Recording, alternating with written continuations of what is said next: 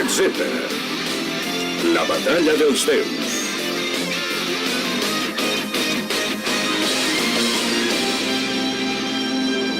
Blue, black, silver, són mortals i malvats.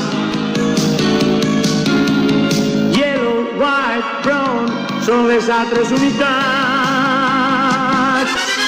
No tenen por de matar, disposats a disparar.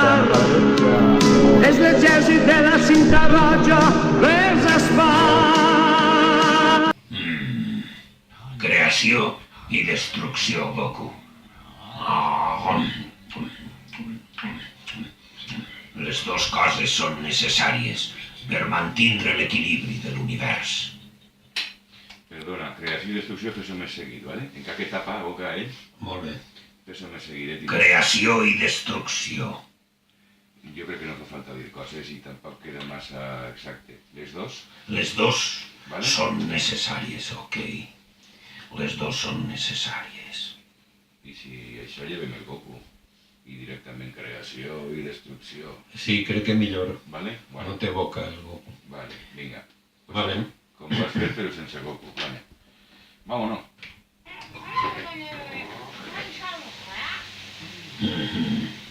Creació i destrucció.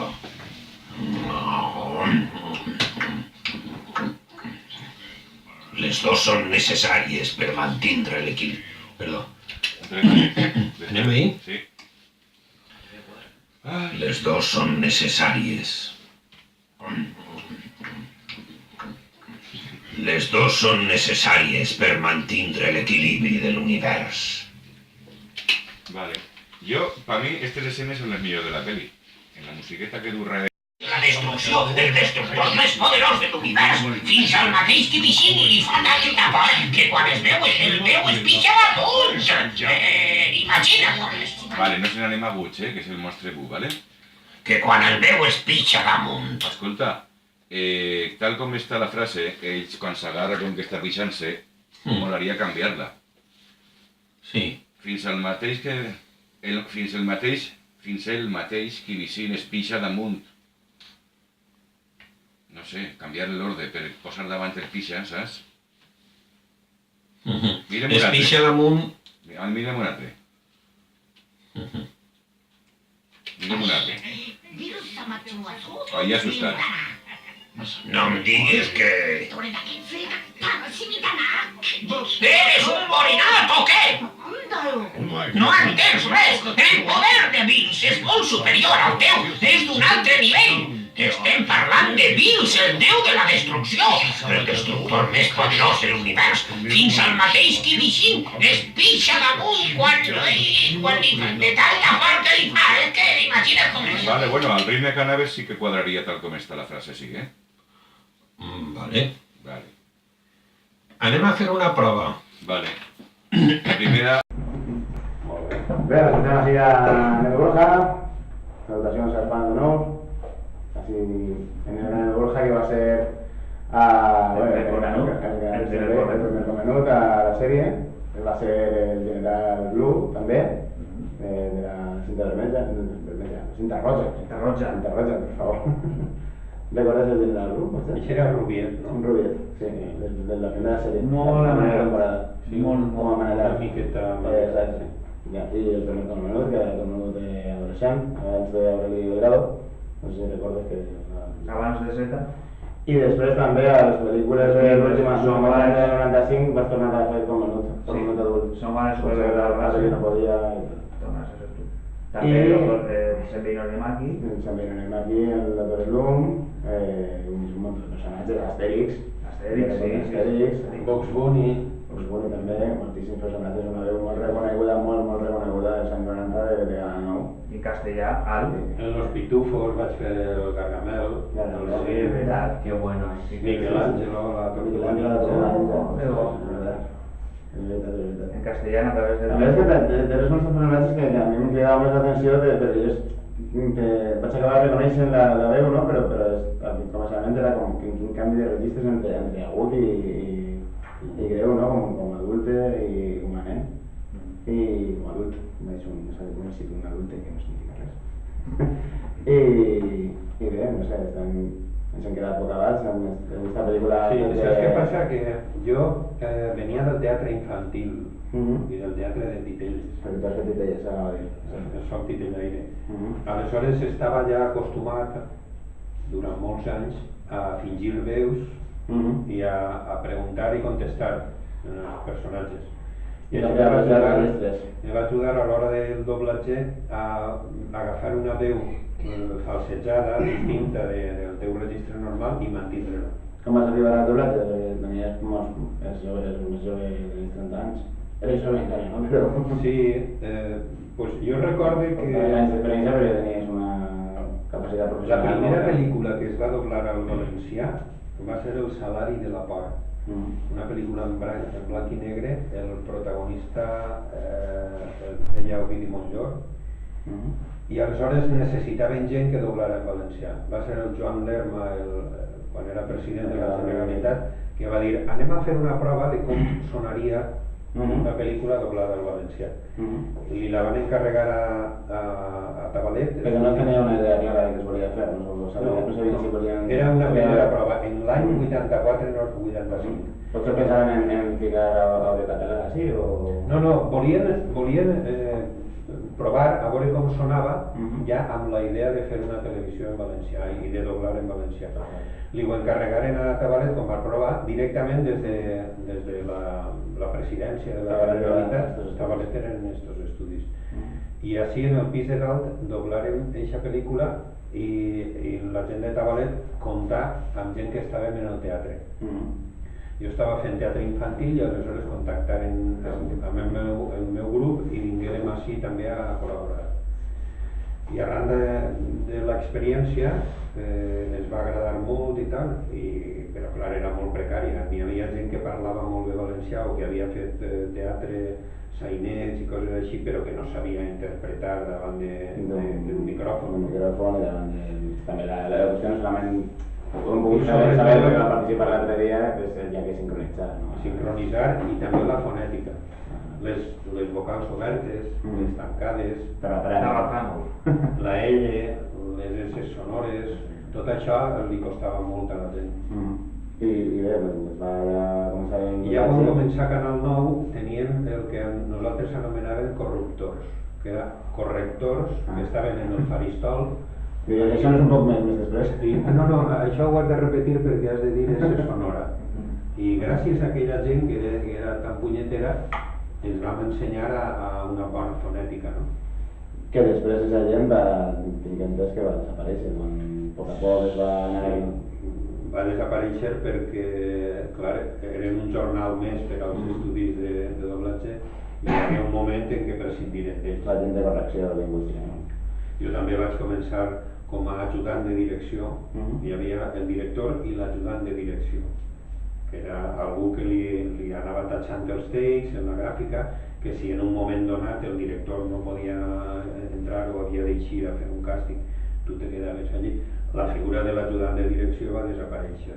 És curiós que el debat valencià van fer moltíssimes produccions i moltíssimes pel·lícules, però com que són els nens dels 90 els que veien els dibuixos animats dels 90, els que ens van quedar potser més en el treball que els que hem après valencià gràcies a nosaltres, no? Nosaltres som castellanoparlants, com estàvem parlant al revés. O sigui, què opines d'això? Com és que arribava més els dibuixos, potser? Jo t'he de dir que me sorprèn i que no ho sabia. Sempre pense que la nostra feina com a dobladors ha servit per a redreçar un poquet la llengua, no? Però no sabia fins a aquest punt, i gràcies, per exemple, al vostre grup de Facebook, hi ha moltes declaracions que gent de la vostra edat ha fet quan van tancar Canal 9, dient que havien après valencià gràcies als dibuixos animats. Gràcies al tancament es va posar de manifestació. Clar, es va posar en manifestació i me'n vaig adonar, no? Que les persones que ara teniu 30 anys aprenguéreu valencià gràcies als dibuixos, no? Gràcies a la nostra feina, i això és un orgull per a nosaltres també. Perquè al cap i a la fi, la major part de nosaltres estem així una miqueta també per militància amb la llengua, perquè pensem que la llengua s'ha de reversar i que l'única manera de tindre una llengua viva és utilitzar-la en els mitjans de comunicació. Vols dir que no eres conscient fins al tancament de Canal 9 i tot això que havia arribat la vostra que havia complit el seu objectiu? No era conscient, no. Jo pensava, mira, és una feina més, no sé, quan tu te fiques a doblar una pel·lícula tu no saps quins oients, quins telespectadors tindràs. I ara me n'adone, per vosaltres, que hi ha persones de Múrcia, d'Albacete, de més enllà de les fronteres naturals, que sí que escoltaven la tele i que eren seguidors. I em sorprèn que em digueu que reconeixeu la meva veu en Astèrix i en uns altres personatges. O sigui, és gratificant, dius, d'alguna manera ha servit la feina que jo he fet. I molts professors, bueno, aquesta frase sempre es diu, però els professors de València em van dir que l'aula de drac i el doblatge de València dels dibuixos de l'època va fer més per València que els professors i que les institucions.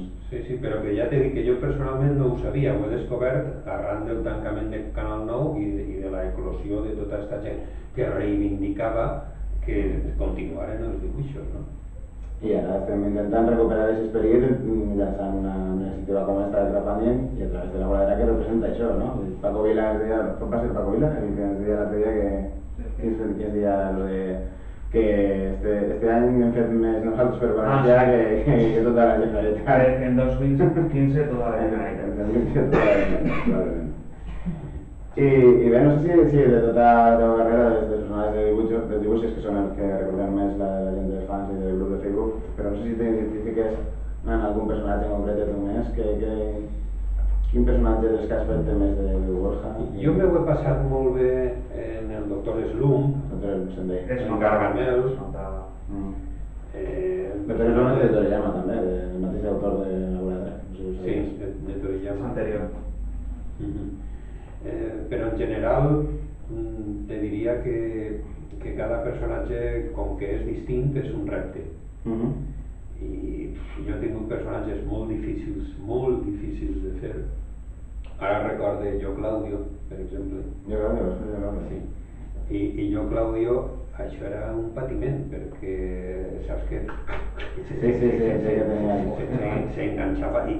També és una responsabilitat, però és una sèrie molt... Encaixar, fer bé les esses sonores i les vocals obertes, interpretar i, a més, ficar en boca... És que és un personatge molt maniàtic, no?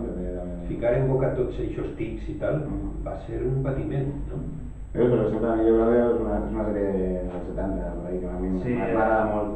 L'he vist per escoltar amb mon pare, sí, m'agrada. Però vaja... I la cosa és que em vaig comprar els DVDs i sempre en castellà, com sempre, en anglès i en castellà. Cau de València, no? Ja està en portuguès. No, ja està en portuguès. Està en portuguès.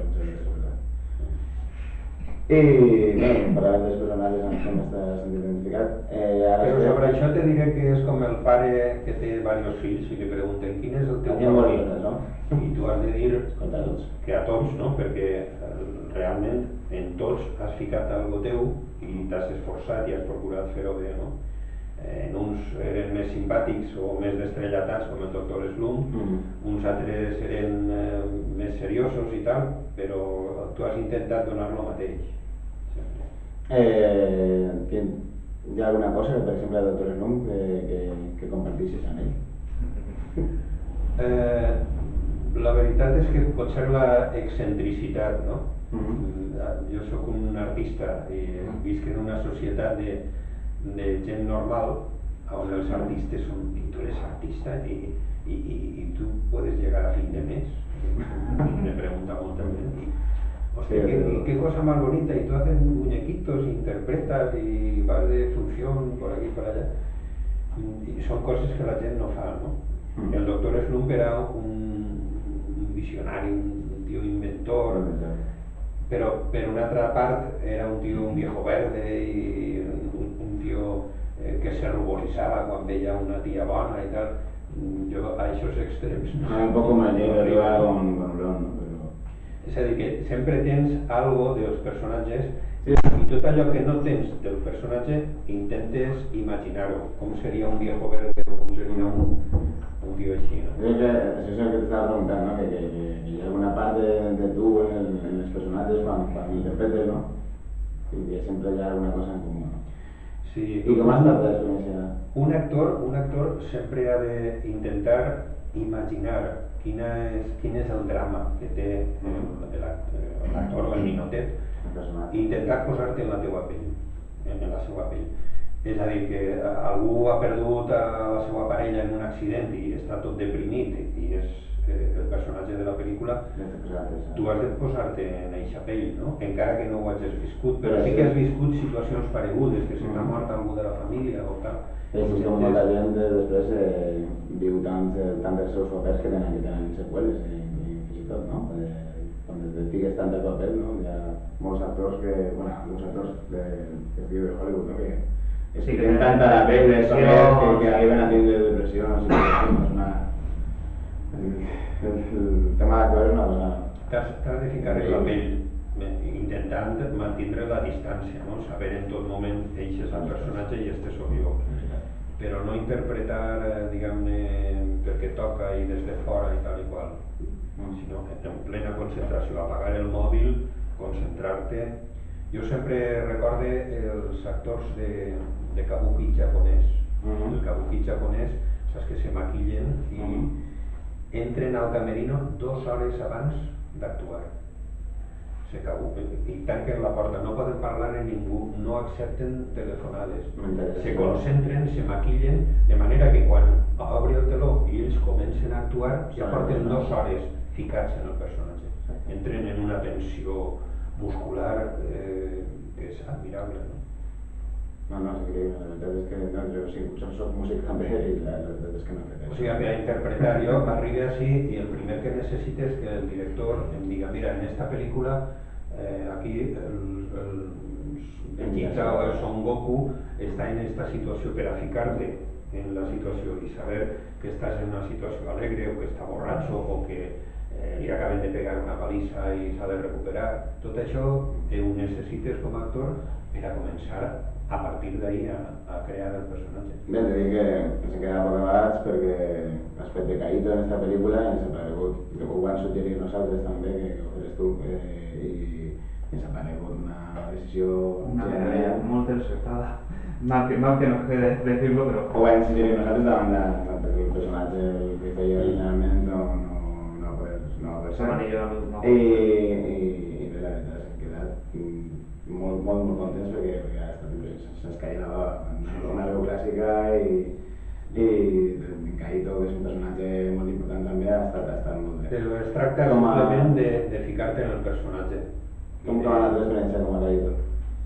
Bé, sí, a més aquest tipus de personatges bonachons, personatges d'edat que tenen experiència, saviesa, que són mestres, no? A mi me van molt bé. Sempre m'han donat papers de mestres, de professors i tal. I m'agrada més això que a lo millor un pandillero o un altre tipus de... És com mestres com una vis còmica, no? Sí, no, i que eixa veu de l'experiència crec que per al meu timbre de veu li va, no? Ara mateix estic escoltant com la veu de l'experiència estic, A mi m'estan donant abuelos, perquè ja tinc una edat i la veu se m'ha fet greu i bueno, crec que els abuelos són molt interessants perquè tenen un bagatge, ja tenen fills, tenen nets i els toca fer aquest paper d'explicar-li a la gent jove com és la vida, no? Donar consells. Sí, però d'elles a vegades ho parlaven que al principi et donaven papers de jovenets. De jovenets. I ara mateix et donen més d'abuelos, però nosaltres hem trobat que la teva veu no ha canviat tant. Estava la veu reconeguble reconeixible dels 90. Tot i que li passaves el to de més saviesa i de... També és que te canvia molt la veu si fumes, i jo no fume. Quan fumes se te va fent una veu molt fosca. Doncs nosaltres hem quedat disfrutant cosa mala. Estem disfrutant moltíssim els dos, estem tenint una experiència que és irrepetible i... Bé, és la nostra feina. És la nostra Com tenim accés gràcies a que hem posat la iniciativa en marxa, no? Però realment som uns dies de privilegiats per a nosaltres que ho recordarem per a tota la vida, la veritat. Esperem que sigui el punt d'inici d'algú més gran i si no també serà una cosa molt agradable, no? Què penses que pot vindre d'una iniciativa com esta? Afegint també tot el canvi que estem vivint també políticament i tot. A veure, en estos moments tenim esperança. Tenim molta esperança perquè hem tocat fons. Hem tocat fons. Alguns companys, els que se n'han anat a Barcelona, a Madrid, a intentar buscar-se la vida com a actors de doblatge, com el que siga, començant de zero. Són gent més jove, jo ja tinc una edat i un fill i tal, i no me dóna la gana anar-me'n a Madrid, potser ho podia fer, però saps, ens han deixat sense feina. A mi m'han furtat la meva professió. També soc titellaire, soc actor, però en l'escenari no n'hi ha feina tampoc. Els ajuntaments, com que tenen crisi, no contracten, o no poden contractar, o no tenen diners per fer-ho. De manera que estem, què fem, senyors? Jo encara no tinc edat de jubilar-me i m'agradaria treballar. Aleshores, en estos nous moments de canvi en què tota aquesta gentola que ens ha governat pareix que ja no té el mateix poder, encara n'hi ha molta gent que els vota, però no tenen el mateix poder, tenim esperança. No és que jo crega cegament en que els del PSOE ho puguen fer millor, perquè jo tinc memòria. Quan el senyor Amadeu Fabregat, director de Canal 9, ficat per el PSOE, ens censurava paraules, perquè li semblava que determinades paraules no s'havien de dir perquè eren massa cultes, això me pareix vergonyós. Vergonyós. És a dir, que no tinc massa esperança en que el PSOE pugui canviar les coses, però si tenen un altre tarannà i com a mínim són intel·ligents i fiquen en càrrecs de responsabilitat persones que siguin professionals i no polítics, igual es pot redreçar la cosa. Sí, és el tema sempre dels mitjans de comunicació, no? La gent que gestiona els mitjans públics han de ser professionals. Mira, sobre el paper tenen voluntat i ja han promès que obriran la televisió. Tenen un vídeo de Ximo Puig dient que tornaran a obrar. Però, no està malament. Haurem de tindre esperança i creure i ajudar-los a que això siga possible, però realment, fins que no ho vegem, perquè n'hi ha un forat tan gran que igual obren la tele i no tenen diners per a... Sí, potser fiquem uns quants anys en terminar de... Igual fan una televisió com aquestes locals que fan informatius i poca cosa més. Ja veurem, no? Però bé, almenys tenim esperança, com dius, no? Tenim esperança. Hem tocat fons i de seguir cap amunt. És a dir, estem tan malament que si ens donen un 1% ja serà alguna cosa. Ja estarem un poquet més contents, no? Però la situació és caòtica. Hi ha un forat, aquesta gent s'ha gastat el que no tenia en fastos i, en fi, ha descobert. Jo he treballat en la tele, a mi no m'ho han de contar. I sé que venia gent com Carmen Sevilla i demanava quasi 1 milió de pessetes o més per fer-li una entrevista de 20 minuts. I els últims darrers anys, els programes de debats que feia gent que venia a de Madrid, periodistes de Madrid, tots els tertulians tots en castellà també, no? Sí, la Fórmula i la Fórmula 1 i... Ja sabem el que no s'ha de fer. Per això el que volem recordar nosaltres ens pareix que està bé, com a fans de la Voladera també, no? Però ens pareix que és representatiu d'aquella època un poc de doblatge valencià i un poc... Potser no eren totes les coses com havien de ser, però sí que es feien les coses més o menys bé, no? Als primers 90, almenys el que s'utilitza a doblatge valencià i a la televisió pública. Recordes algunes coses, alguna anècdota de l'època del fenomen de Voladera, al carrer, algú el tenia... No, perquè, clar, tinc en compte que vosaltres teníeu 5, 8 anys en aquella època i vosaltres ho vivíeu com una cosa mítica, no? Per a nosaltres era feina, era feina. Teníem una sèrie llarga i anàvem fent-la. Això ho fèiem pel matí, per la vesprà fèiem una altra sèrie d'actors o una telecomèdia o documentals. Estàvem així i en uns altres estudis. Ja han arribat a haver 13 estudis operatius de doblatge en la Comunitat Valenciana. De manera que un en Castelló, un altre en Gandia, la resta així, pues, anàvem sempre d'ací cap allà. No teníem temps una miqueta de pulsar el carrer, per això t'he dit que jo no sabia la repercussió que tenia, no, el tema. 13 estudis. I també teníem ja 30 anys o més, de manera que no estàvem en eixa onda de veure dibuixos i quedar-nos penjats en els dibuixos, com vosaltres. No, hi havia gent que fins a 20 anys més o menys que de l'època ho veia, que ara té 40, sempre jo el Montoliu recorda un poc més. Clar, jo ja tenia 30 quan vaig començar. I era una cosa, no? 13 estudis de doblatge, i van quedar a mateix ja... 2 i un nou, 3, crec. 3, no? Crec que n'hi Que ha... no fan doblatge en valencià. Sí, no? La primera producció en valencià en 3 o 4 anys és esta. És esta. No fan doblatge en valencià, fan doblatge, però no en valencià, en 5 anys no. Quins errors no s'han de tornar a cometre? Home, jo crec que el primer és això que te comentava. Han de posar al cap de responsabilitat a un professional.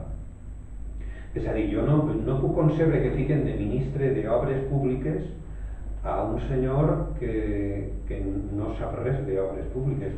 Han de ficar un enginyer, i a un ministre d'Educació han de ficar un catedràtic o un mestre, saps? Una persona que sàpiga què és el que té entre mans.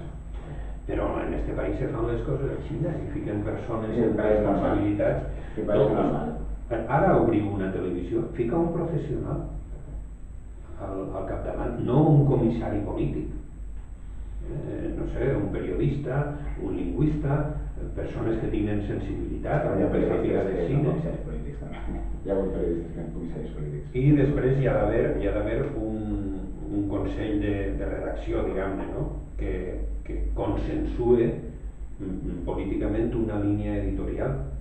El que no pot ser és que ara guanya el PP, després el PSOE i després qui siga, i que la televisió pública siga un organisme d'expressió de les seues idees i que els altres queden relegats. No, per favor. O sigui, si és públic, ha d'haver la pluralitat, ha d'estar pública en els programes i hi ha d'haver espai per a tots. Bueno, per exemple, es va cancel·lar a falta de 150 capítols sense doblar. Creus que pot tindre alguna tema polític o tema d'èxit de produccions en valencià que m'interessaven o ja t'hauries així per allà, no? No sé exactament per què, no? Si me dius que quedaven 150 capítols, no sé si és que... perquè també allí el tema econòmic priva molt. Sí, però no feia amb l'audiència que no... Han de comprar els drets i jo no sé si a lo millor això suposava massa... Sí, però com es va fer en temporada de l'any, després es va fer en Xinxan també, i tal, és com que sempre tira les coses que donen l'audiència i ajuden al valencià, les feien guillotinar. Sí, tot allò que no donara audiència... No. Si donava... Tot allò que donava audiència i que ajudava... Si donava audiència? Si tenia audiència, anava fora. Perquè no interessava que la gent parlés. Perquè volien que el mitjà públic caiguera per seu pes i que llavors tingueren que és un gasto tonto i que finalment terminarà castellanitzar de les mans de les amigues. No ho sé realment, però no m'estranyaria. Amb la categoria moral de la gent que ens ha governat, no m'estranyaria que tingueren aquest criteri, no? De ficar-se entre bancs i de desprestigiar tot allò públic per a dir, senyores, que el públic és una mierda, anem a fer televisions privades. No m'estranyaria. Ho estan fent en la sanitat i en l'educació, desprestigiar-ho per a invertir en la privada. Per tant, creus que, esta pregunta és tricky, no? Però creus que 150 capítols doblarà que hem tornar i s'han de terminar de doblar la sèrie? Per què no?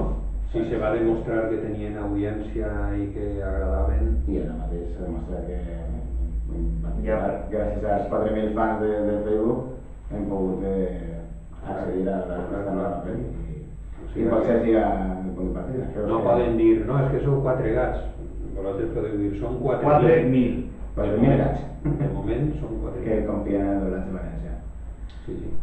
Tu recordes una última pregunta del personatge, ho hem parlat abans, el personatge rosa, com es diu en Monstre 1. Monstre 1. És una pregunta que ens fa molt la gent fins a on es va doblar la sèrie, no? Perquè Canal 9 va tallar en el 213 de Zelda i sabem per Martí Pits que tu vas fer part del càsting de la següent tanda que no es va arribar a emetre, en la que feies el Monstre 1 que has fet avui també. Aleshores era preguntar-te si tu recordes haver interpretat amb frases o més desenvolupadament este personatge a la sèrie, perquè si l'hagués fet només una volta significaria que hauries fet només la següent tanda, perquè este personatge apareixia només en l'últim capítol de la següent tanda inèdita. Sincerament, no te ho sé dir. No recordaries? No recorde. No sé ja si és Alzheimer o què, o és que tu imagina't que un se passa durant 25 anys doblant de matí i de vespre dibuixos, pel·lícules, documentals i tal. Alguns personatges són de sèries llargues. El Doctor Slump sí que me'n recorde, d'Astèrix i tal, però uns altres són puntuals. En esta pel·lícula, el Monstre Bú només té 4 takes, és a dir, que és una intervenció quasi tot de gestos. Clar, si tu vas a un capítol i fas 4 gestos, no te pots recordar de la cara. És que te'n recordes o no te'n recordes és significatiu, perquè este personatge sí que tenia una aparició important a lo llarg de més o menys 50 capítols. No me'n recordo. Si era 50 capítols, te'n recordaries. Per tant, si no te'n recordes, la sèrie es va durar fins al capítol en què apareixia el personatge, només la següent tanda. I això és ja tenim... La teoria més o menys la tenien ja bastant aconseguida. No sé, algun missatge esperançador per al futur, ens voldries fer de Kaito per a donar una salutació als fans? Bueno, animar a tots, igual que jo procuro tindre ànim, perquè el panorama ha sigut desalentador per als treballadors del doblatge i per als espectadors que després d'acostumar-se a fer doblatge durant molts anys han vist que els tancaven la televisió i que tot es quedava en un desert. Tindre esperança és l'últim que podem perdre. Us anime a tots a continuar endavant i sobretot a reivindicar una televisió pública de qualitat i en valencià. Moltíssimes gràcies, Edu Borja. A vosaltres. Ha sigut un plaer. Molt bé.